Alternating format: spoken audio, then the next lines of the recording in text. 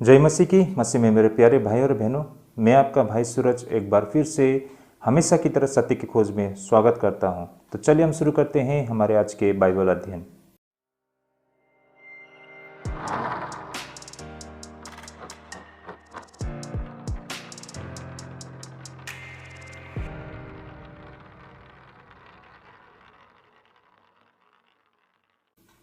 तो एक बार फिर से स्वागत है भाई और बहनों हमारे आज के बाइबल अध्ययन में। तो भाई और बहनों, हमारा जो बाइबल अध्ययन करने के रहेगा आज मत्ती रचित सुसमाचार 28 अध्याय 1 से लेकर 20 पद तक रहेगा। भाई और बहनों, आज का जो विषय रहेगा ये मत्ती रचित सुसमाचार से संबंधित ये हमारा आखिरी अध्ययन रहेगा। हमने पिछले 2 साल से मत्ती रचित सुसमाचार पर बिल्कुल विस्तार से, गहराई से, बिल्कुल व्यवहारिक और प्रैक्टिकल टीचिंग पर ध्यान देते हुए अध्ययन किया है। यही कारण इससे पहले कि जितने भी हमारे बाइबल अध्ययन हैं आप हमारे प्लेलिस्ट से देख सकते हैं। तो आज हमारा मत्ती रचित सुसमाचार से संबंधित ये आखिरी अध्ययन रहेगा, क्योंकि हम बिल्कुल अंतिम अध्याय में आ चुके हैं, यानी कि मत्ती रचित सुसमाचार 28 अध्याय में आ चुके हैं और बिल्कुल 28 अध्याय को 1 से लेकर 20 पद तक जो है उसे आज हम यहीं पे समाप्त करेंगे। तो भाई और बहनों, आज जो हम अध्ययन करने जा रहे हैं ये प्रभु यीशु मसीह के पुनरुत्थान से संबंधित विषय हैं। इससे पहले हमने क्रूस की पीड़ा से संबंधित विषय पर बिल्कुल विस्तार से अध्ययन किया है। तो इस विषय से संबंधित जो भी हमारे अध्ययन है आप हमारे प्लेलिस्ट से देख सकते हैं। तो अगले रविवार से हम प्रेरित के कामों को हम अध्ययन करेंगे। प्रेरित लोगों ने किस तरह कार्य किया था शुरुआती दौर पर, यही विषय पर हम प्रेरित के काम से हम अध्ययन करेंगे। तो आज हमारा मत्ती का आखिरी अध्ययन रहेगा। तो भाई और बहनों, अंत तक बने रहिएगा।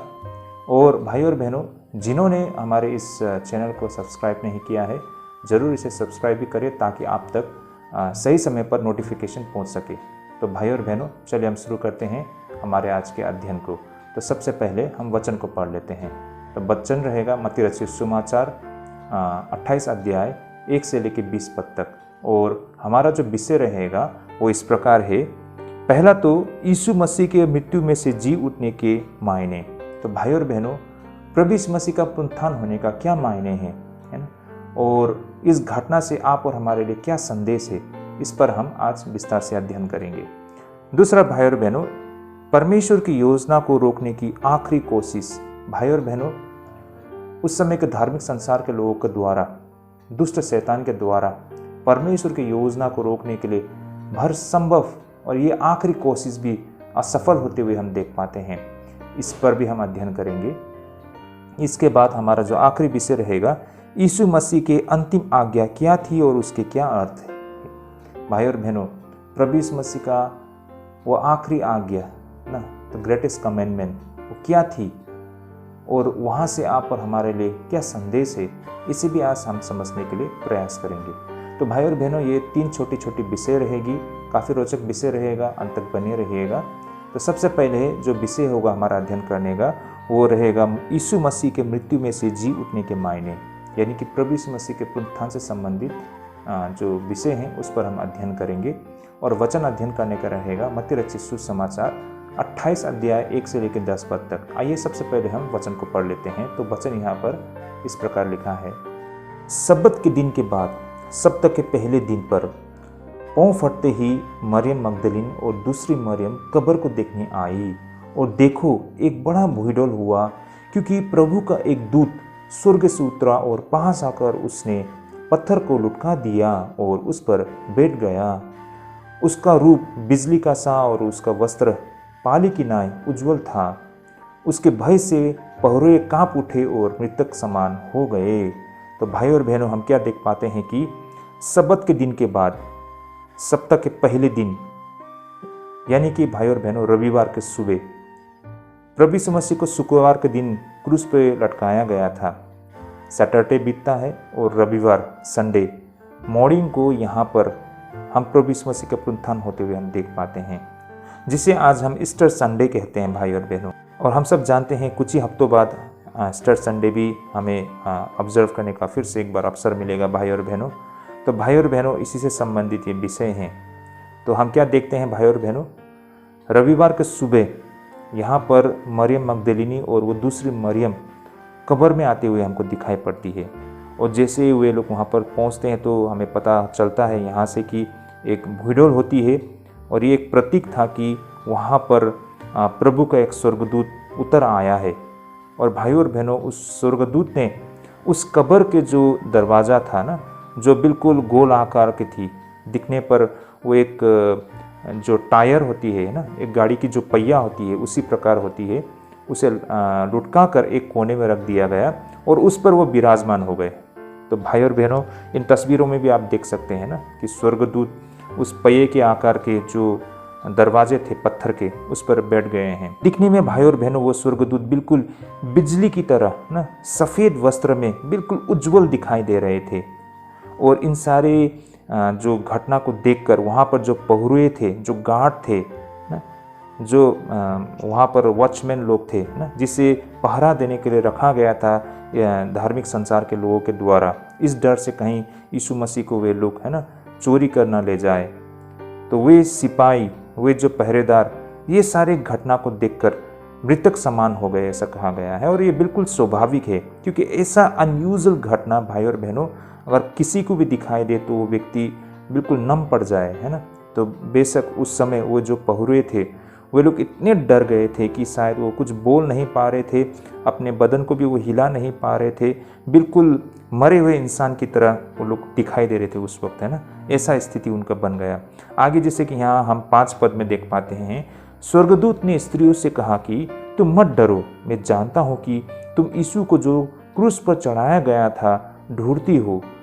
वह यहाँ नहीं है, परंतु अपने वचन के अनुसार जी उठा है। आओ ये स्थान देखो जहाँ प्रभु पड़ा था, और शीघ्र जाकर उसके चेलों से कहो कि वह मृतकों में से जी उठा है, और देखो वो तुमसे पहले गलील को जाता है, वहाँ उसका दर्शन पाओगे। देखो मैंने तुमसे कह दिया। और वे भय और बड़े आनंद के साथ कब्र से शीघ्र लौटकर उसके चेलों को समाचार देने के लिए दौड़ गई। और देखो यीशु उन्हें मिला और कहा सलाम, और उन्होंने पास आकर और उसके पांव पकड़कर उसको दंडवत किया। तब यीशु ने उनसे कहा मत डरो, मेरे भाइयों से जाकर कहो कि गलील को चले जाए, वहाँ मुझे देखेंगे। तो भाई और बहनों, इन विषय पर हम आज अध्ययन करेंगे। यहाँ पर हम यीशु मसीह के पुनरुत्थान को होते हुए दिखाई पड़ती है, और तुरंत उसके बाद क्या कुछ होता है यहाँ पर दर्ज किया गया है, और इससे क्या मायने हैं, और इन सब चीज़ से हम क्या कुछ समझ सकते हैं, इस पर हम आगे अध्ययन करते हैं। तो भाई और बहनों, यहाँ पर मत्ती हमें खाली पड़ चुकी हुई उस कब्र की कहानी को सुनाते हैं, है ना। और साथ ही यहाँ पर हमें यह भी देखते हुए बिल्कुल सही प्रतीत होती है कि वो जो 2 महिला यानी कि मरियम मगदलीनी और वो दूसरी मरियम, वो सबसे पहले पुनरुत्थान हो चुके हुए यीशु मसीह का सुसमाचार को प्राप्त करने वाले और उनसे मुलाकात कर पाने वाले वो पहले व्यक्ति बने। और ऐसा हम क्यों कहते हैं, है ना, ऐसा हम क्यों कहते हैं कि ये बिल्कुल सही प्रतीत होता है ना, they are the right person, जिन्होंने ये सुसमाचार सबसे पहले प्राप्त किया और यीशु मसीह से मिलने का उन्हें अवसर मिला। क्योंकि भाई और बहनों, यही महिला जब प्रभु यीशु मसीह को क्रूस पर टंगा रहे थे, उस वक्त भी वे लोग यीशु मसीह के साथ बिल्कुल बने रहे। जब प्रभु यीशु मसीह को कब्र में रखने के लिए तैयारी कर रही थी, उस वक्त भी ये महिला वहाँ पर बने रहे। और इतना ही नहीं, जब तक प्रभु यीशु मसीह को कब्र में नहीं रखा गया, तब तक भी ना बिल्कुल वहाँ बने रहे। तो देखा जाए तो भाई और बहनों, ये महिला यीशु मसीह के साथ बिल्कुल अंतिम क्षण तक बने रहे। और भाई और बहनों, ऐसा क्यों है, किस लिए है? देखिए भाई और बहनों, जो प्रभु यीशु मसीह के पुरुष शिष्य थे, उस वक्त जो क्रूस की पीड़ा से होकर प्रभु यीशु मसीह गुजर रहे थे, वहाँ पर प्रभु यीशु मसीह के चेले कहीं पर हमको दिखाई नहीं पड़ते हैं, क्योंकि वे लोग इतने डर गए थे, इतने भयभीत हो गए थे। यही कारण प्रभु यीशु मसीह के चेले बिल्कुल तितर बितर हो चुके थे। लेकिन भाई और बहनों, ये जो महिला शिष्य, तब भी ऐसी स्थिति में वे लोग प्रभु यीशु मसीह के साथ बने रहे और बिल्कुल अंतिम क्षण तक बने रहे, जब तक प्रभु यीशु मसीह को कब्र में नहीं रखा गया। तो भाई और बहनों, इसका क्या मायने है, ऐसा क्यों है, किस लिए है? क्या उस महिलाओं को डर नहीं लगा? बेशक डर लगा, लेकिन उस डर पर उन्होंने विजय प्राप्त कर ली थी। और ऐसा क्यों है भाई और बहनों, और ऐसा क्यों संभव हो पाया? ये उनके प्रेम की वजह से भाई और बहनों। वे लोग यीशु मसीह से बेहद प्रेम करते थे और यही प्रेम की वजह से उनको इतनी हौसला, इतना ताकत, इतना हिम्मत मिला कि वो सारे डर पर वो लोग विजय पा सके भाई और बहनों। और यही कारण भाई और बहनों, उनकी इस प्रेम की वजह से, है ना, उनकी इस निष्ठा की वजह से उनको ये इनाम मिला है भाई और बहनों। और वे लोग दुनिया में वो सबसे पहले इंसान बने। बेशक प्रभु यीशु मसीह के अपने चुने हुए 12 चेले थे, है ना, विशेष चेले थे, फिर भी ये मौका उनको नहीं मिला, बल्कि इन 2 महिलाओं को मिला। क्योंकि भाई और बहनों, ये महिलाएं उनके प्रेम की वजह से, उनकी निष्ठा की वजह से ये अवसर उनको मिला है। एक महिला होते हुए भी, है ना, उनको ये अवसर मिला है। वे लोग दुनिया में वो सबसे पहले इंसान बने भाई और बहनों, है ना, जिनको ये समाचार मिली। वे 2 इंसान वो पहले इंसान बन पाए भाई और बहनों, जिन्होंने यीशु मसीह को दर्शन किया था भाई और बहनों। तो ये उनके लिए एक प्रतिफल था, उनके लिए ये इनाम था भाई और बहनों। और यहाँ से आप और हम भी इस बात को सीख सकते हैं कि अगर हम प्रभु के प्रति वफादार बनते हैं, है ना, और हम प्रभु के लिए अपना कीमत अदा करते हैं, तो भाई और बहनों इसका इनाम हमें ज़रूर मिलता है, इसका प्रतिफल हमें ज़रूर मिलता है। इससे हमें ये बातें समझ में आती है भाई और बहनों। प्रभु हमारे उन हर एक कार्यों का वो हिसाब किताब रखते हैं, है ना, वो देख रहे हैं हम क्या कर रहे हैं, हमारी नीयत को देख रहे हैं, हमारे हर एक वो हरकत को देख रहे हैं भाई और बहनों। कुछ भी नहीं छिपा है। और भाई और बहनों, एक दिन प्रभु जरूर न्याय करेंगे। जो सत्य के साथ है उसे जरूर उसका इनाम प्रभु जरूर देंगे। और यही कुछ इन महिलाओं के साथ भी होते हुए हम देख पाते हैं। तो भाई और बहनों, ये बहुत ही एनकरेजिंग है भाई और बहनों, है ना, ये बहुत ही हौसला अफजाई करते हैं आप और हम जैसे लोगों के लिए।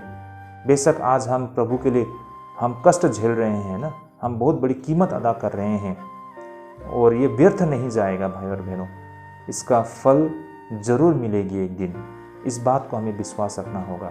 लेकिन भाई और बहनों, इसमें एक बात भी हमको हमेशा याद रखना पड़ेगा कि हमारे मन में खोट नहीं होनी चाहिए कि हम इनाम के लिए सब कुछ करें, क्योंकि परमेश्वर हमारे नियत को देखते हैं। परमेश्वर हमें देखते हैं कि हमारे मन में प्रभु के लिए कितने स्थान है, हम दिल से प्रभु से प्रेम कितना करते हैं। अगर कोई इंसान प्रेम करता है ना, सच्चा प्रेम, तो उस प्रेम में वो उसके इनाम को ना, इसका प्रतिफल को वो नहीं सोचते हैं, वो बस प्रेम करते हैं। और ये महिलाओं ने यही तो किया है भाई और बहनों। उनको थोड़ी पता था होगा, पूरे निश्चित वे लोग नहीं थे होंगे कि यीशु मसीह का पुनरुत्थान होगा।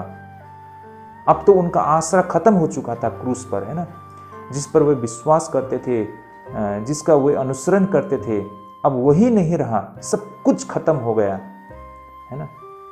लेकिन भी उन्होंने अपना कर्तव्य निभाया। वे लोग अंत तक बने रहे क्योंकि वो यीशु मसीह से प्रेम करते थे। हो सकता है तो अगर हम देखें तो अब तो यीशु मसीह मर ही तो गया है ना, अब उसके लिए हम इतना मेहनत करके भी क्या फायदा अगर हम देखें तो। लेकिन भी उन महिलाओं ने अंत तक प्रभु यीशु मसीह के साथ बने रहा, है ना। तो यहाँ पर हम देख पाते हैं कि उनका नियत कितना साफ था, वो कितना परमेश्वर से प्रेम करते थे। अगर वे सिर्फ इनाम के लिए सोच के वो यीशु मसीह के पीछे चले होते तो यीशु मसीह मरते ही उनको छोड़ दिया होता, है ना। लेकिन वे लोग वहाँ पर बने रहे, ये उनका प्रेम को दिखाता है। और परमेश्वर लोगों की नियत को देखते हैं और उनका इनाम उन्हें मिला है भाई और बहनों। तो ये बातें हम यहाँ से सीख सकते हैं। आगे भाई और बहनों, जब हम ये खाली पड़ चुके हुए कब्र और पुनरुत्थान हो चुके मसीह का सामना करने वाले दुनिया के वे पहले 2 महिलाओं की इस कहानी को जब हम अध्ययन करते हैं तो हमें ऐसे 3 अनिवार्यताएं इसमें से हमें दिखाई पड़ती है जिसे हम आगे अध्ययन करने जा रहे हैं। जैसे कि भाई और बहनों, पहले तो उन महिलाओं से विश्वास करने की आग्रह उस स्वर्गदूत द्वारा किया जाता है भाई और बहनों, जैसे कि हम 5 और 6 पद में हम देख पाते हैं। आइए मैं इन वचनों को पढ़कर इन तथ्यों को आपके सामने रखना चाहूँगा। स्वर्गदूत ने स्त्रियों से कहा कि तुम मत डरो, मैं जानता हूँ कि तुम यीशु को जो क्रूस पर चढ़ाया गया था ढूंढती हो। वह यहाँ नहीं है, परंतु अपने वचन के अनुसार जी उठा है। आओ ये स्थान को देखो जहाँ प्रभु पड़ा था। तो भाई और बहनों, स्वर्गदूत की यह बातें इतनी चौंका देने वाली थी कि यह विश्वास करना भी बिल्कुल असंभव लग रही थी। भाई और बहनों, ये बिल्कुल स्वाभाविक है इन सारे बातों को सच होते हुए देखना। भाई और बहनों, ये बात बिल्कुल प्रैक्टिकल है ना। बेशक उन महिलाओं ने, उनके शिष्यों ने, हर किसी ने प्रभु यीशु मसीह की उन बातों को बार बार सुना होगा कि उनका पुनरुत्थान जरूर होगा, है ना। और उन्होंने शायद काफ़ी हद तक पर उन बातों पर विश्वास भी किया होगा, लेकिन लिटरली उन्होंने कभी भी इन बातों को कभी नहीं सोचा था होगा कि सचमुच में यीशु मसीह का पुनरुत्थान इस तरह होगी, है ना। और ये स्वाभाविक है भाई और बहनों, हम इंसान है ना। हमें स्पिरिचुअल वर्ल्ड के विषय में कोई नॉलेज नहीं है, ना तो हमने स्वर्ग देखा है ना तो नर्क देखा है भाई और बहनों, है ना। तो इन सारे चमत्कार को होते हुए देखना बिल्कुल असंभव, और विशेष करके अपनी आंखों के सामने किसी इंसान की हत्या कर दी गई और उनका हत्या होने वाला बिल्कुल अब 3 दिन हो चुका है, तो फिर कैसे जीवित हो सकता है ना। बिल्कुल असंभव। बेशक उनकी कही हुई बातों को हम मानते हैं, विश्वास करते हैं, लेकिन इसका पूरा लिटरली होते हुए देखना, इस पर विश्वास करना थोड़ा हमें असंभव लग सकता है। शायद मरियम मगदलीन के जगह पर आप और हम होते तो हमारा भी कुछ ऐसा ही रिएक्शन होता है ना। तो उस समय मरियम मगदलीन और वो दूसरी मरियम के लिए ये बहुत ही चैलेंजिंग था उन बातों को सडनली एक्सेप्ट करना ना। तो ये बहुत ही चौंका देने वाली थी। और ऊपर से भाई और बहनों, स्वर्गदूत उनके सामने बैठा है ना, वो कह रहे हैं ये बातों को, लिटरली वो स्वर्गदूत उनके साथ बातें कर रहे हैं, है ना। और अंदर वहाँ पर यीशु मसीह और नहीं है, तो उनके मन में बहुत सारे बातें चल रहे होंगे ना। एक डर का माहौल था उस पर ना, खुशी का माहौल था, क्योंकि उनका मसीह दोबारा फिर से जीवित हो गया है ना। उन्हें अब फिर से दोबारा वो आस दिखाई दे रही है ना, उनको होप अब फिर से उन पे मतलब उनको ये होप दिखाई दे रही है ना। मतलब अब फिर से सब कुछ अच्छा होते हुए दिखाई पड़ रहा है ना। जैसे कि ऐसा ना, किसी इंसान का बहुत ही बहुमूल्य चीज़ अगर जो खो जाता है और आप ये आस लगाना भी छोड़ देते हो कि अब वो चीज़ आपको दोबारा कभी मिलेगा, है ना, और आप उदास होकर एक कोने में बैठे होते हो, सडनली आपका वो वैल्यूएबल चीज़ आपको कहीं मिल जाता है तो कितनी खुशी होती है ना। ऐसा ही एहसास उस महिलाओं को उस वक्त हो रही थी, जिनको उन्होंने कंप्लीटली खो दिया, अब कुछ होप नहीं था। सडनली ये पता चलता है कि वो तो जीवित हो चुका है ना। तो वो बातों को एक्सेप्ट करना बहुत ही चैलेंजिंग था उस समय उस महिलाओं के लिए। तो यही कुछ हम यहाँ पर होते हुए देख पाते हैं इन महिलाओं के साथ। यहाँ पर स्वर्गदूत यीशु मसीह के उन बातों को, उन वादों को उन महिलाओं को याद दिला रहे थे, और फिर खाली कब्र के साथ उनका सामना भी करा रहे थे, उन्हें दिखा रहे थे। उस वक्त स्वर्गदूत की हर वो शब्द विश्वास करने के लिए उन्हें आह्वान कर रही थी। कहने का तात्पर्य भाई और बहनों, यहाँ पर स्वर्गदूत उन्हें ये एहसास कराने के लिए कोशिश कर रहे थे कि प्रभु यीशु मसीह का वास्तव में पुनरुत्थान हो चुका है ना। वहाँ पर स्वर्गदूत ये पूरी कोशिश कर रहे थे ना, उन्हें ये साबित करने के लिए कोशिश कर रहे थे कि सचमुच में जो ऐसा प्रभु यीशु मसीह ने वादा किया था वो वादा पूरा हो चुका है। तो यहाँ पर स्वर्गदूत का ये पूरी कोशिश है कि उन्हें ये एहसास कराया जाए, उन्हें ये विश्वास कराया जाए ना। वो प्रमाण दे रहे थे उन्हें अंदर बुलाकर। तो भाई और बहनों, ये उसी प्रकार है कि आज भी हमारे बीच में भी बहुत सारे ऐसे विश्वासी लोग हैं जिनके लिए ये विश्वास करना कि एक दिन प्रभु यीशु मसीह की दूसरी आगमन जरूर होगी। भाई और बहनों, आज के समय के साथ भी हम इसे रिलेट करके देख सकते हैं। बिल्कुल उस समय शायद यीशु मसीह के चेले, उन सभी के लिए भी ये बातों को विश्वास करना है, इन बातों को सुनते हुए भी कि प्रभु यीशु मसीह का पुनरुत्थान होगी, है ना, पुनरुत्थान होगी, ये बात को सुनते हुए भी उसको लिटरली होते हुए देखना और उस पर विश्वास करना कठिन लग रहा था, है ना। एग्जैक्टली आज भी बहुत सारे विश्वासियों के लिए ये विश्वास करना बहुत कठिन लग रहा है कि वास्तव में प्रभु बादलों से उतरेंगे, है ना, उनका दूसरा आगमन होगा। इस बात को विश्वास करना बहुत सारे विश्वासियों के लिए बहुत कठिन लग रहा है भाई और बहनों। लेकिन भाई और बहनों, ये बातें जरूर पूरा होगी। जिस तरह यीशु मसीह 3 दिन बाद पुनरुत्थान हो गए थे और सबको मतलब चौंका दिया था ना, उन्होंने अपने वादा के मुताबिक इनको पूरा करके दिखाया। कुछ असंभव चीज होते हुए देख पाए थे लोगों ने। अब फिर से एक बार ये सारा संसार, ये सारे ब्रह्मांड एक और एक सत्य को होते हुए देख पाएंगे, वो है प्रभु यीशु मसीह का दूसरा आगमन। अन्य विश्वासियों के लिए छोड़ दीजिए भाई और बहनों, हम विश्वासियों के विषय में हम बातें कर रहे हैं। हम विश्वासियों को भी हमने हजारों बार इन बातों को सुना, समझा, पढ़ा, देखा होगा कि यीशु मसीह का दूसरा आगमन शीघ्र होने वाला है। लेकिन भी आज बहुत सारे लोग इन बातों को सीरियसली क्यों नहीं लेते हैं? क्योंकि उनको ये विश्वास करना बहुत कठिन लग रहा है। लोग सोचते हैं कि हम तो स्पेस में भी चले गए हैं ना, मून में चले गए हैं, साइंस इतना एडवांस हो चुका है, कहीं भी परमेश्वर का, भगवान का होने का प्रमाण नहीं मिल रहा है। ये आंख से लोग परमेश्वर को ढूंढने के लिए कोशिश कर रहे हैं। लोग तो कैमरा का, टेक्नोलॉजी का मतलब प्रयोग कर रहे हैं परमेश्वर को, आत्मा को ढूंढने के लिए। अरे भाई, टेक्नोलॉजी परमेश्वर से भी इतना शक्तिशाली हो गया क्या कि टेक्नोलॉजी परमेश्वर को ढूंढ सकता है? लोग कितना मूर्ख है भाई और बहनों, है ना। इंसान ने बनाए हुए टेक्नोलॉजी को प्रयोग करके वो परमेश्वर को ढूंढने के लिए कोशिश कर रहा है। क्या आप सोचते हो टेक्नोलॉजी इतना एडवांस हो गया है कि हम परमेश्वर को ढूंढ निकाले? ये असंभव चीज़ है भाई और बहनों। तो लोगों को लगता है कि स्पिरिचुअल वर्ल्ड कहीं नहीं है, परमेश्वर कहीं नहीं दिखाई देता है, तो उनको नहीं लगता है कि परमेश्वर का आगमन होगा। इसलिए यूरोपियन वर्ल्ड ना, जो यूरोप है, जो अमेरिका है, वो लोग बोलता है कि बाइबल पुराना पड़ चुका है। मतलब उनको अब बाइबल पर विश्वास नहीं रहा भाई और बहनों। लेकिन मैं अन्य विश्वासी की बात नहीं कर रहा हूँ, विश्वासियों की बात कर रहा हूँ। लेकिन यही विश्वासी एक दिन पछताएंगे। प्रभु का आगमन जरूर होगा, शीघ्र होगा भाई और बहनों।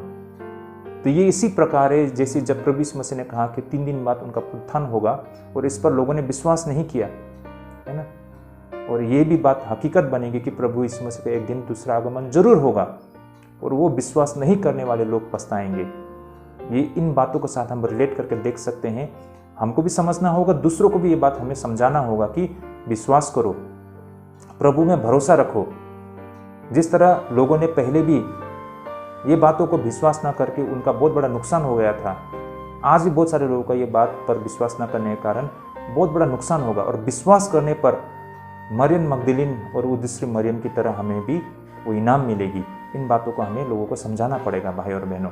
तो इस तरह भाई और बहनों, हो सकता है बहुत सारे लोगों के लिए मसीह के वो वादा सुनने में इतनी अच्छी है कि उसे पूरा होते हुए देखना बिल्कुल असंभव लगती हो। और ऐसे में उन शंकाओं को दूर करने के लिए यीशु के उन वचन और तथ्य पर हमें विश्वास करना होगा, है ना भाई और बहनों। क्योंकि जो वादा यीशु मसीह कर रहे हैं, हम में से बहुत लोगों के लिए ये बहुत ही भाई और बहनों सुनने में ये बहुत ही आनंदमय है ना। इतना अच्छी बातें हैं ना भाई और बहनों कि एक दिन यीशु मसीह आएंगे, हमारे सारे दुख दर्द खत्म कर देंगे। आज संसार में हमारी इतनी सारी परेशानी है ना, फाइनेंशियल परेशानी है, हेल्थ इश्यूज है, समाज में हमारी कोई कीमत नहीं है, हमारा जीवन दयनीय है दूसरे इंसान को देखकर, है ना। तो ऐसे बुरा बदतर दुनिया है हमारा, और ऐसे में ये मान लेना कि यीशु मसीह एक दिन आएंगे और हमें ऐसे संसार में ले जाएंगे जहाँ कुछ दुख तकलीफ ना हो।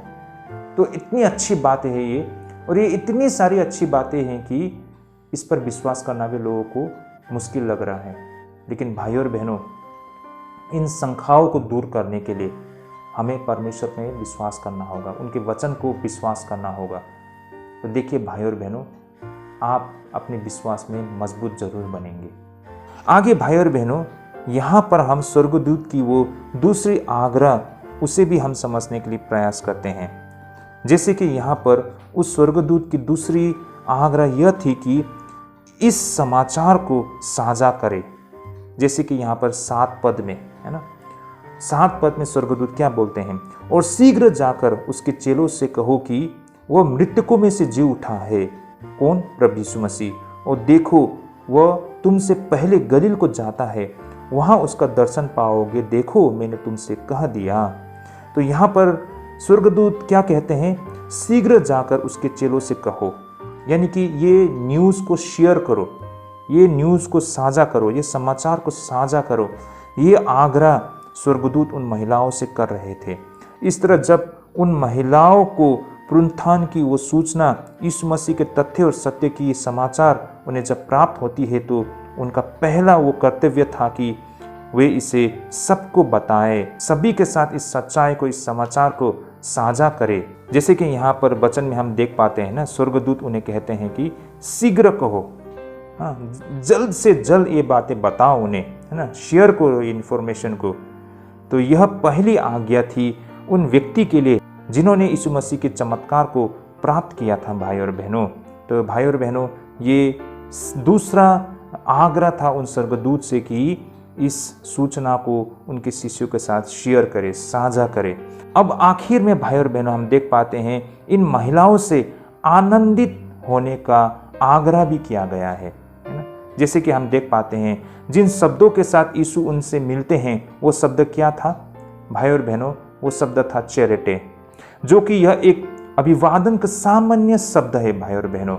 जैसे कि यहाँ पर हम 9 पद में देख पाते हैं क्या लिखा है यहाँ पर, और देखो यीशु उन्हें मिला और कहा सलाम, और उन्होंने पास आकर और उसके पांव पकड़कर उसको दंडवत किया। 28 का 9 पद में भाई और बहनों।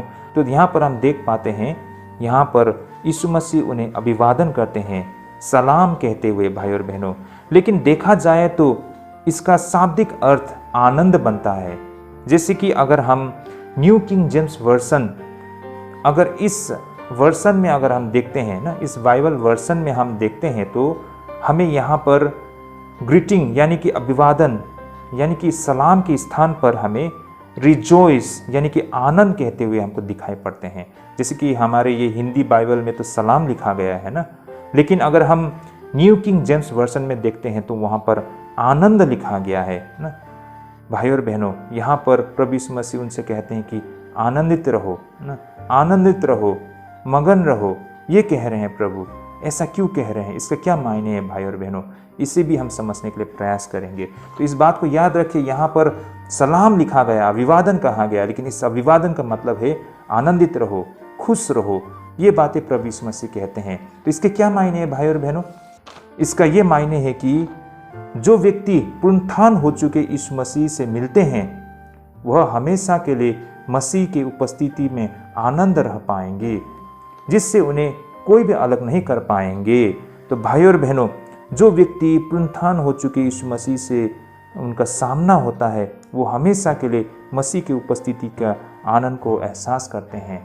भाई और बहनों, ये बिल्कुल एक हकीकत है, ये एक सच्चाई है। जो लोग सही मायने में जिसका सामना यीशु मसीह से हो चुका है आज के समय में भी, उनका जीवन भाई और बहनों काफ़ी सफल जीवन है।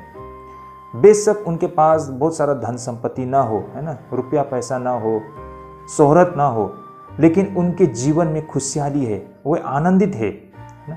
उनका भरा पूरा परिवार है भाई और बहनों। उनका जितना इनकम है वो उनके इनकम उनके लिए सफिशेंट है। उनका स्वास्थ्य बहुत ही मतलब हेल्दी है भाई और बहनों, है ना। तो देखा जाए तो उनका जीवन में मतलब वो लोग लाइफ को एंजॉय कर रहे हैं, परमेश्वर के वास्तविक उपस्थिति को वो लोग एहसास कर रहे हैं। उनका आत्मिक जीवन निरंतर वो आगे बढ़ रहा है भाई और बहनों। तो ये सारे सच्चाई को उनके जीवन में होते हुए हम देख पाते हैं। सही मायने में ये परमेश्वर का उपस्थिति को एहसास करना है। लेकिन बहुत सारे लोग ऐसे भी है भाई और बहनों, कहते तो है वो ईसाई है ना, पैदाइशी ईसाई है, बहुत वर्षों से उन्होंने प्रभु की आराधना करते हुए आए हैं, उन्होंने बपतिस्मा लिया हुआ बहुत साल गुजर चुके हैं, ऐसा कहते हैं, लेकिन फिर भी उनका जीवन में निराशा अंधकार है भाई और बहनों। ऐसा क्यों है? वास्तव में उनके जीवन में परमेश्वर का उपस्थिति नहीं है, उनका संबंध परमेश्वर से बहुत मतलब गैप है भाई और बहनों, है ना। उनका सामना अब तक भी मसीह के साथ नहीं हो पाया है। अगर आपका वास्तव में मसीह के साथ सामना हो चुका है ना, अगर आप मसीह को अपने जीवन में एहसास करते हो, उसकी उपस्थिति को एहसास करते हो, तो ऐसा जीवन आपका नहीं होना चाहिए था। लेकिन ऐसा क्यों है? क्योंकि सही मायने में परमेश्वर की उपस्थिति आपका जीवन में नहीं है। इसके कईयों कारण हैं भाई और बहनों। दुष्ट आत्मा होती है भाई और बहनों, हमारा आचरण के वजह से हैं भाई और बहनों। हमारा जो परमेश्वर पर भरोसा है उस पर एक बहुत बड़ा प्रश्न चिन्ह लगता है। कईयों कारण से भाई और बहनों, कईयों कारण के वजह से हम आज परमेश्वर से दूर है। यही कारण है भाई और बहनों, हम मसीह होते हुए भी, हम अपने आप को क्रिश्चियन कहते हुए भी हम नाम के मात्र रह गए हैं, लेकिन वास्तव में हमारा जीवन अन्य विश्वासियों से भी बदतर जीवन है भाई और बहनों। यही कारण सही मायने में जिसका मसीह के साथ सामना हो चुका है उनका जीवन बिल्कुल अलग है भाई और बहनों। ये बातों को हमें समझना होगा। मसीह के साथ सामना होना आपका जीवन परिवर्तन होना है भाई और बहनों। लेकिन बहुत सारे लोगों का जीवन परिवर्तित जीवन आज नहीं है, वो भी आज भी अंधकार में है भाई और बहनों। तो ये था हमारा आज का पहला विषय। हमने आज के पहले विषय से जो देखा है और जो समझा है वो इस प्रकार है भाई और बहनों। हमारा जो आज का पहला विषय था कि यीशु मसीह का मृतकों में से जी उठने का क्या मायने हैं और इससे हमने क्या कुछ सीखा है। देखिए भाई और बहनों, पहला तो हमने यहाँ पर देखा है वो स्वर्गदूत जब उसका सामना होता है उस महिलाओं से, स्वर्गदूत उन्हें विश्वास करने के लिए आग्रह करते हैं कि वास्तव में प्रभु यीशु मसीह का पुनरुत्थान हो चुका है। उन वादे के मुताबिक ना, जो बातें प्रभु यीशु मसीह ने पहले कभी कही थी वो बातें अब पूरा हो चुका है, प्रभु यीशु मसीह का पुनरुत्थान हो चुका है। ये बातें यहाँ पर स्वर्गदूत उन्हें यहाँ पर कहते हैं और साथ ही स्वर्गदूत उन्हें कहते हैं कि इस सुसमाचार को साझा करें उनके चेलों के साथ ताकि उन तक भी सच्चाई पहुँच सके। तो भाई और बहनों, आज आप और हमारे लिए भी सीख बनती है कि हम भी इन बातों को विश्वास करें, है ना, और लोगों को बताएं कि प्रभु का पुनरुत्थान हो चुका है, उन्होंने मृत्यु पर विजय प्राप्त कर ली है ना। अब हमारे लिए जीवन है, इसके बाद भी एक ऐसा जीवन है जो यीशु मसीह हमें दे सकते हैं। इसे हमें लोगों को बताना होगा, साझा करना होगा भाई और बहनों। ये हमारे और आपके लिए भी पुनरुत्थान के मायने बनते हैं। और जो कोई यीशु मसीह के निकट आते हैं इस तथ्य और सत्यों को विश्वास करते हुए और इस सच्चाई को विश्वास करते हुए, यीशु मसीह को अपना व्यक्तिगत उद्धारकर्ता मानते हुए यीशु मसीह के समक्ष आते हैं, उसका जीवन आनंदमय हो जाता है भाई और बहनों, है ना। तो भाई और बहनों, इस पुनरुत्थान की कहानी से ये सब बातें हम सीख सकते हैं, है ना, उनका पुनरुत्थान होने के मायने और उसे क्यों हमें साझा करना चाहिए। और जब उसे हम दूसरों से साझा करते हैं और इस सच्चाई को वो सुनते और विश्वास करते हुए वो भी यीशु मसीह के निकट आते हैं तो वो आनंद को वो भी एहसास कर पाते हैं। तो भाई और बहनों, इस तथ्यों को हमने आज के इस पहले विषय से हमने समझा है। अब हम आगे बढ़ते हैं हमारे आज के दूसरे विषय की ओर। हमारा आज का जो दूसरा विषय रहेगा वो है यीशु को रोकने की आखिरी कोशिश। भाई और बहनों, यहाँ पर उस समय के धार्मिक संसार के लोगों के द्वारा यीशु मसीह को रोकने की उनकी आखिरी जो कोशिश है उसे हमें समझने के लिए कोशिश करते हैं। तो आइए सबसे पहले हम वचन को पढ़ते हैं। वचन रहेगा मत्ती रचित सुसमाचार 28 अध्याय 11 पद से लेकर 25 पद तक में। तो आइए सबसे पहले हम वचन को पढ़ लेते हैं। तो वचन यहाँ पर इस प्रकार है भाई और बहनों। वे जा ही रही थी कि पहरुओं में से कुछ ने नगर में आकर पूरा हाल प्रधान याजकों से कह सुनाया। तब उन्होंने पुरनियों के साथ इकट्ठे होकर समिति की और सिपाहियों को बहुत चांदी देकर कहा, यह कहना कि रात को जब हम सो रहे थे तो उसके चेले आकर उसे चुरा ले गए, और यदि यह बात हाकिम के कान तक पहुंचेगी तो हम उसे समझा लेंगे और तुम्हें जोखिम से बचा लेंगे। अंततः उन्होंने रुपए लेकर जैसा सिखाए गए थे वैसा ही किया। यह बात आज तक यहूदियों में प्रचलित है। तो भाई और बहनों, यहाँ पर हम देख पाते हैं पहरुओं की जो सूचना, जो गार्ड थे जिसे वहाँ पर पहरे करने के लिए रखे गए थे। तो भाई और बहनों, होता क्या है कि यहाँ पर ये जो पहरेदार थे, है ना, उनके साथ क्या कुछ हुआ उस समय कब्र में, इन सारे बातों को लेकर वे लोग महायाजक के पास गए और उन्हें वो सारे घटना के विषय में बताए। उन्हें बताए कि वहाँ पर अब यीशु मसीह नहीं है ना, वो कब्र खाली पड़ा हुआ है और क्या कुछ हुआ वो सारे घटना उन्होंने बताई ही। तो इसको लेकर वहाँ पर जो यहूदी अधिकारी थे वो बहुत ही बुरी तरह से चिंतित हो गए और उनको लगा है कि ये कैसे हो सकता है ना, ये कैसे संभव हो सकता है, क्योंकि उन पर अब बहुत बड़ा चोट लग चुका था, है ना। तो यही कारण भाई और बहनों, अब इनसे बचने के लिए उन्होंने एक ऐसा सरल योजना बनाई। उन्होंने पहरेदारों को रिश्वत देते हुए ये कहने को कहा कि जब वे लोग सो रहे थे यीशु के चेले आए और उन्होंने यीशु के लाश को चुरा ले गए। और भाई और बहनों, आज तक भी ये तथ्य, ये थ्योरी, है ना, उन लोगों के बीच में प्रचलित है। इनफैक्ट ज्यूस, है ना, या फिर जो मुसलमान होते हैं और उनके अलावा आज दूसरे जो अन्य धर्म भी है, ऐसे बहुत सारे लोग ये मानते हैं कि यीशु मसीह का पुनरुत्थान नहीं हुआ है और उनकी लाशों को उनके चेलों ने मतलब चुरा लिया था और उन्होंने ये बातें फैला दी कि यीशु मसीह का पुनरुत्थान हो गया है। तो इस अफवाह पर वे लोग विश्वास करते हैं। तो भाई और बहनों, ये शैतान का काम है। आप सभी जानते हैं कि शैतान का काम लोगों को अफवाह फैलाना है, लोगों को भ्रमित करना है। शैतान यही तो करते हुए आया है सृष्टि का शुरुआत से, है ना। उन्होंने आदम और हवा को भरमाया, शैतान ने उनको झूठी बातें कही, है ना, उन्हें अफवाह फैलाया, उनको झूठी बातें बताई, उन्हें भरमाया, है ना। यीशु मसीह के साथ में भी वो जीवित रहते समय, है ना, उनके साथ यही किया। और जब फिर प्रभु यीशु मसीह का पुनरुत्थान हो गया, उसके बाद भी उनके साथ यही कुछ किया। शैतान कर ही यही सकता है, इसके अलावा उसे कुछ करना नहीं आता है।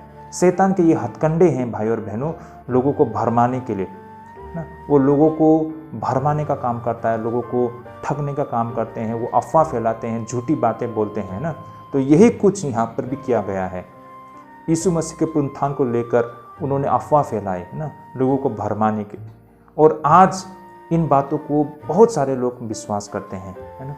वो मानते हैं कि यीशु मसीह का पुनरुत्थान नहीं हुआ था और उनकी लाशों को उनके शिष्यों के द्वारा चुरा लिया गया था। आगे हम देख सकते हैं कि यहूदी अधिकारियों ने यीशु को ख़त्म करने के लिए हताशा से भरा हुआ साधन का भी प्रयोग किया है।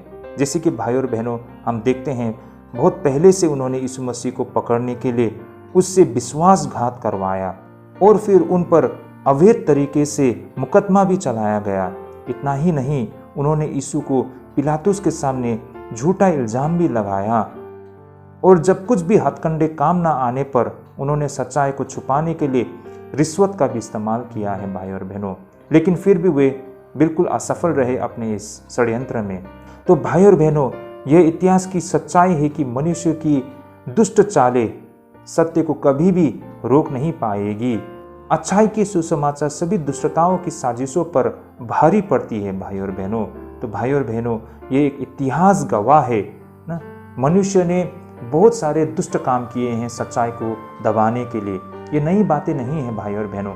आज हम भारत में भी देख पाते हैं, है ना, विश्वासियों को रोका जा रहा है ना, सेवाकाई करने से रोका जा रहा है, सुसमाचार फैलाने से रोका जा रहा है, एक साथ सेवाकाई करना, एक साथ संगति करना ना, कलीसिया को खोलने से रोका जा रहा है, कलीसिया को तोड़ा जा रहा है, हमारे विश्वासी भाई बहनों पर अत्याचार किया जा रहा है ना, हमारे पादरी, हमारे प्रचारक लोगों को जेल में ठूसा जा रहा है भाई और बहनों, उन पर बहुत ही अत्याचार किया जा रहा है। क्या ये सब करने से परमेश्वर का कार्य रुक पाएगा? परमेश्वर की योजना को रोक पाएंगे? नहीं भाई और बहनों, ये कोई नई बात नहीं है। अगर हम पिछले 2000 सालों में इतिहास में देखते हैं तो कहाँ पर परमेश्वर के कार्य को रोकने के लिए कोशिश नहीं की गई है? कौन सा देश, है ना, कौन सा समाज जिन्होंने परमेश्वर का कार्य को बाधा देने के लिए कोशिश नहीं की है? हर एक वो राजा, हर एक वो शासन ने परमेश्वर के कार्य को रोकने के लिए भरसंभव कोशिश की है, लेकिन क्या वो सफल हो पाए हैं? बल्कि इसका अपोजिट होते हैं भाई और बहनों। जितना वो अत्याचार करते हैं उतना ही परमेश्वर का कार्य फैलता है। और देखिए, यूरोप में भी यही कुछ हुआ था, रोम में यही कुछ हुआ था भाई और बहनों।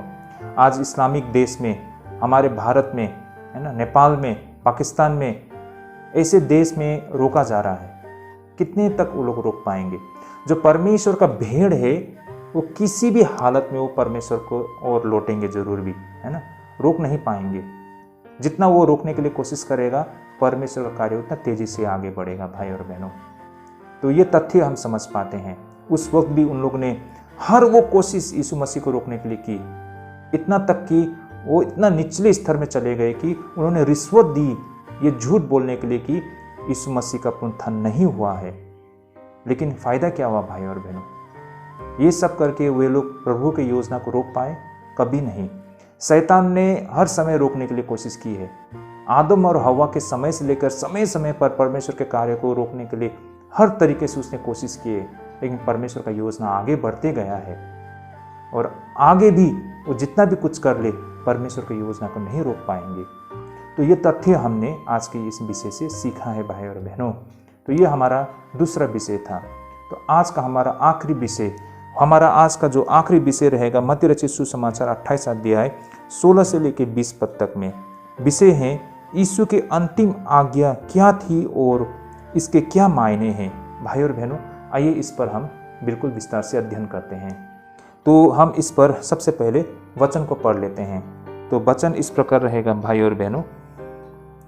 11 चेले गलील में उस पहाड़ पर गए जिसे यीशु ने उन्हें बताया था। उन्होंने उसके दर्शन पाकर उससे प्रणाम किया, पर किसी किसी को संदेह हुआ। यीशु ने उनके पास आकर कहा, स्वर्ग और पृथ्वी का सारा अधिकार मुझे दिया गया है, इसलिए तुम जाओ, सब जाति के लोगों को चेला बनाओ और उन्हें पिता और पुत्र और पवित्र आत्मा के नाम से बपतिस्मा दो और उन्हें सब बातें जो मैंने तुम्हें आज्ञा दी है मानना सिखाओ, और देखो मैं जगत के अंत तक सदा तुम्हारे संग हूँ। ओके, आमीन। यीशु की दिखाई देना और अंतिम आज्ञा हमें यहाँ पर दिखाई पड़ती है भाई और बहनों।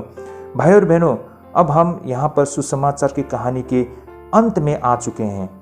यहाँ पर हम प्रभु यीशु मसीह के अपने चेलों के लिए अंतिम शब्दों को सुन पाते हैं, और इस प्रकार प्रभु यीशु मसीह के अपने चेलों के साथ ये अंतिम मुलाकात में हम 3 ऐसे मुख्य बातों को हम देख पाते हैं। भाई और बहनों, पहला तो प्रभु यीशु मसीह उन्हें अपनी शक्ति का आश्वासन देते हुए दिखाई पड़ती है। जैसे कि भाई और बहनों, हम 18 पद में हम देख पाते हैं क्या कहते हैं प्रभु यीशु मसीह यहाँ पर। यीशु ने उनके पास आकर कहा, स्वर्ग और पृथ्वी का सारा अधिकार मुझे दिया गया है। तो यहाँ पर प्रभु यीशु मसीह उन्हें अपनी शक्ति का आश्वासन देते हुए दिखाई पड़ते हैं। निश्चित रूप से कुछ भी उसके शक्ति के बाहर नहीं थी, जो मर गया था और फिर मृत्यु पर विजय प्राप्त कर ली थी। इस तरह अब वे उस स्वामी के सेवक थे जिसका पृथ्वी और स्वर्ग पर अधिकार किसी भी प्रश्न से परे थे। भाई और बहनों, तो भाई और बहनों, ये बिल्कुल इस प्रकार है। इसे हम इस प्रकार सोचते हैं जैसे कि जो पॉलिटिशियंस होते हैं ना, या फिर किसी भी राज्य या किसी भी देश के जो मंत्री होते हैं, हम उस मंत्री के साथ रहना चाहेंगे जिसके पास अथॉरिटी है ना, क्योंकि जो मंत्री के पास पावर एंड अथॉरिटी है उसके साथ अगर हम रहेंगे, चलेंगे ना, उसके अनुसरण करेंगे तो हमें भी इससे फ़ायदा मिलेगी। लेकिन जिसे पोर्टफोलियो नहीं दिया गया है ना, किसी या मान लीजिए किसी को ये कोई भी अधिकार नहीं दी गई है, वो साधारण सा एमएलए है, वो मात्र एमपी है ना, तो उसके पीछे चल के हमें कुछ फ़ायदा नहीं है। तो ऐसा ही होता दुनिया में ना, कि अगर कोई मिनिस्टर है वो, है ना, जितना बड़ा मिनिस्टर है उसके साथ अगर रहेंगे तो उनके लिए उतना ही फ़ायदा है, क्योंकि उनके पास उतना ही ज़्यादा अथॉरिटी है भाई और बहनों, है ना। तो यही इसी तरह की बातें हैं भाई और बहनों। यीशु मसीह को इस सारा चीज़ों का अथॉरिटी दिया गया है, उस अधिकार दिया गया है, और उसका अनुसरण करते हैं तो हमारा पास भी वो सब कुछ है। भाई और बहनों, आप किसका साथ देना चाहोगे? जिसका नतीजा बहुत ही बुरा होने वाला, उसके साथ दोगे, या उसका साथ दोगे जहाँ सब कुछ मतलब फ्यूचर ब्राइट है ना, सब कुछ अच्छा है ना, तो उसका साथ दोगे? आप ज्योति का साथ दोगे या अंधकार के साथ दोगे? ये निर्णय हमें करना होगा। तो यीशु मसीह जिसको सब कुछ वो अधिकार दिया गया है, वही सब कुछ है ना, तो उसका साथ देने वाले हम बनने चाहते हैं, या फिर आज ये थोड़ा देर के लिए रंगी चंगी जो हमें दिखाई देते हैं उसका साथ देना चाहते हैं और बाद में हम रोना चाहते हैं? तो किसका हम साथ देना चाहते हैं? तो यहाँ पर प्रभु यीशु मसीह उन्हें अपनी शक्ति का आश्वासन देते हुए दिखाई पड़ती है ना। ये कहते हैं कि सारा स्वर्ग और पृथ्वी का अधिकार उन्हें दिया गया है। आगे हम यहाँ पर प्रभु यीशु मसीह द्वारा अपने चेलों को बिल्कुल अधिकार के साथ अभियान में भेजते हुए दिखाई पड़ती है, जैसे कि 19 पद में कहा गया है, इसलिए तुम जाओ, सब जाति के लोगों को चेला बनाओ और उन्हें पिता और पुत्र और पवित्र आत्मा के नाम में बपतिस्मा दो।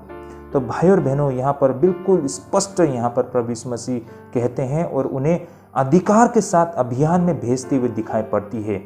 प्रभु यीशु मसीह उन्हें सारे संसार के लोगों को अपना शिष्य बनाने के लिए भेजते हैं। भाई और बहनों, यहाँ पर बपतिस्मा के विषय में कहा गया है ना, जिसका मकसद हर वो लोगों को हासिल करना है। भाई और बहनों, तो यहाँ पर भाई और बहनों, प्रभु यीशु मसीह अपने चेलों को, है ना, उन सारे जगत के लोगों को प्रभु यीशु मसीह के उद्धार के विषय में बताने के लिए उन्हें भेज रहे हैं, ताकि उस उद्धार के द्वारा ज़्यादा से ज़्यादा लोग परमेश्वर के हर एक वो भेड़ परमेश्वर के निकट आ सके। तो इस कर्तव्य के साथ उन्हें और हमें, है ना, आप और हमें भी भेजा गया है। तो ये हमारा बिल्कुल सबसे बड़ा कर्तव्य है ना।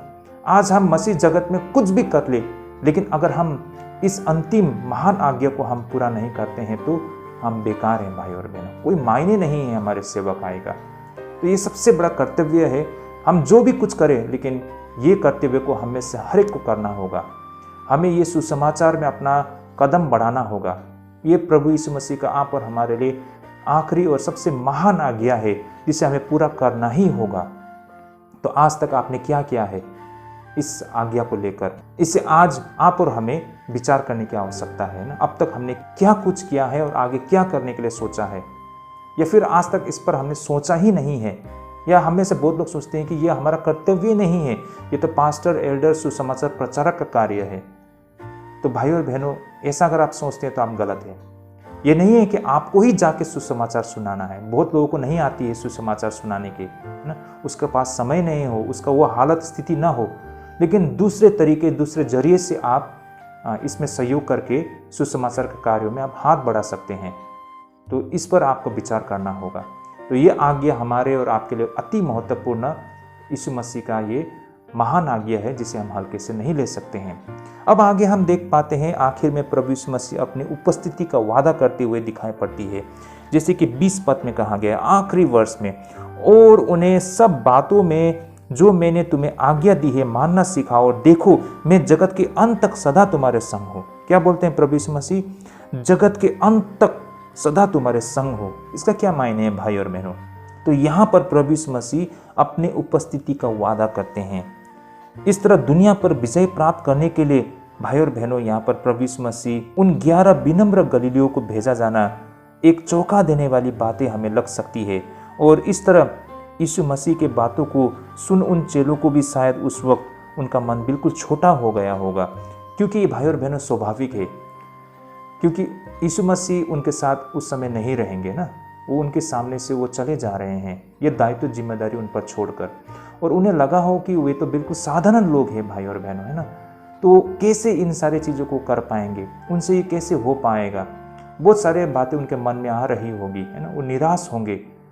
लेकिन इन बातों के साथ ही साथ प्रभु यीशु मसीह क्या कहते हैं यहाँ पर, इस आज्ञा को देते हुए वैसे ही प्रभु यीशु मसीह उनसे वादा भी करते हैं कि वो उनके साथ जगत के अंत तक रहेंगे। भाई और बहनों, इतिहास के भाई और बहनों सबसे बड़े कार्य के लिए दुनिया की सबसे बड़ी शक्ति का हमें यहाँ पर उपस्थिति दिखाई देती है।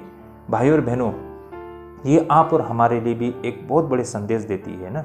हम भी सोचते हैं कि हमारे देश में भी देखिए कितना अत्याचार हो रहा है ना, परमेश्वर का कार्य को बाधा दिया जा रहा है ना, हमें प्रचार करने को नहीं दिया जा रहा है ना, हमें एक साथ संगति करने को नहीं दिया जा रहा है। बहुत सारे ऐसे कानून बनाया जा रहा है जिससे हमें बाधा दी जा रही है ना।